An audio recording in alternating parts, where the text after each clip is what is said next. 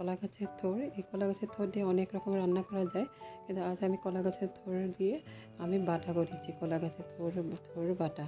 এই বাটার রেসিপিটা গরম গরম ভাতের সঙ্গে দারুণ লাগে। নমস্কার বন্ধুরা, আশা করি সবাই অনেক ভালো আছেন। আমি দেবী বিশ্বাস, আমার চ্যানেলে সবাইকে স্বাগতম। এই বাটার রেসিপির জন্য দেখুন আমি রেসিপিটার জন্য এই কলা গাছে এইভাবে থোড় নিয়েছি। একদম কলা গাছে যেটা মিডিল পোর্শন ওটা নিয়েছি। ওটা নিয়ে দেখুন এভাবে ভালো করে ছাড়িয়ে নিচ্ছি ছুরির সাহায্যে। এভাবে এক এক করে সুন্দরভাবে একটা করে ভালো করে ছাড়িয়ে নিয়ে মিডিল পোর্শনটা দিতে হবে।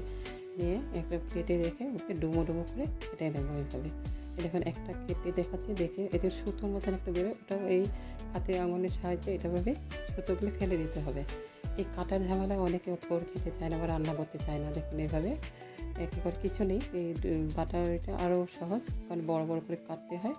এভাবে এই সুতো এগুলি ফেলে এক এক করে দেখুন আমি এভাবে কেটে নিচ্ছি।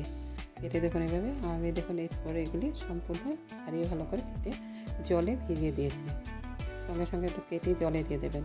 আর কড়াইতে গরম জল বসিয়েছি, ওতে 1 চামচ নুন দিয়েছি। নুন দিয়ে ওই থোড়গুলি দিয়ে একটু ভাপিয়ে নেব, প্রায় মিনিট 10 এটা ভাপানো নেয়। এইদিকে দেখুন একটা মশলা করেছি। সাদা সরষে 2 চামচ, কালো সরষে 1 চামচ, নুন আর কাঁচা লঙ্কা আপনাকে পরিমাণ আরও বাড়িয়ে দিতে পারেন।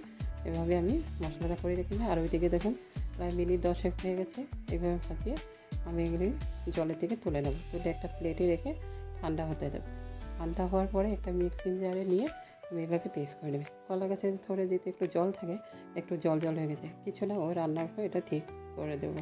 তার জন্য দেখুন কড়াইতে এভাবে সর্ষের তেল নিয়েছি। এটাভাবে সর্ষের তেল দিয়ে করতে চেষ্টা করবেন।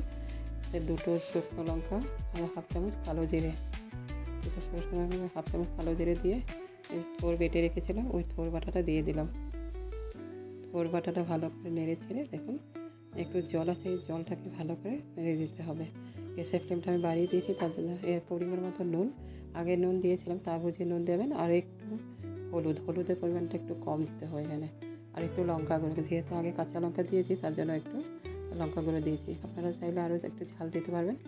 এইভাবেই করে গ্যাসটার ফ্লেমটা একটু বাড়িয়ে এভাবে জলটা যখন মরে যাবে, একটু ভাজা হয়ে যাচ্ছে। দেখুন জলের পরিমাণ অনেক কমে গেছে। ভাজা যে মশলা করে রেখেছিলাম, ওই সর্ষে বাটা ওই মশলাটা দিয়ে ভালো করে নেড়ে চেড়ে আবার আর একটু সময় ভেজে নেব। এভাবে একটু ভাজা হয়ে যাবে।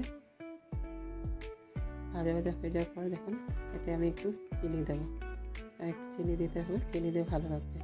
চিনি দিয়ে আরও ভালো আর একটু ভেজে নিয়ে এখানে নারকেল কুড়ো 2 চামচ নারকেল কুড়ো দিয়ে দিচ্ছি। অবশ্যই নারকেল কুড়ো দেবেন, দিলেই ভালো লাগে রেসিপিটা।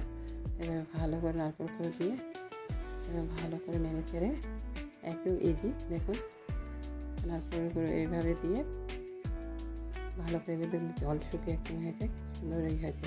তারপর নামানো আগে একটু কয়েক ফোঁটা সর্ষের তেল দেবেন। সর্ষের তেল দিলে ভালো লাগে, যেহেতু সর্ষে আছে, সর্ষের বাটা দিয়ে আছে, সর্ষের তেল দিলে ভালো লাগবে। আর আমার ভিডিওটা ভালো লাগলে প্লিজ একটা লাইক করে দেবেন, কমেন্ট করে দেবেন। আর ভিডিওটা সম্পূর্ণ দেখার জন্য সবাইকে অনেক ধন্যবাদ। দেখুন এই থোড় বাটার রেসিপিটা এটা গরম ভাতের সঙ্গে খাবেন, দারুণ লাগবে। আমি একটা শুকনো লঙ্কা আর কাঁচা লঙ্কা দিয়ে এবার পরিবেশন করলাম। গরম ভাতের সঙ্গে খেয়ে দেখবেন, অবশ্যই একবার বানিয়ে খেয়ে দেখবেন, খুবই ভালো লাগবে।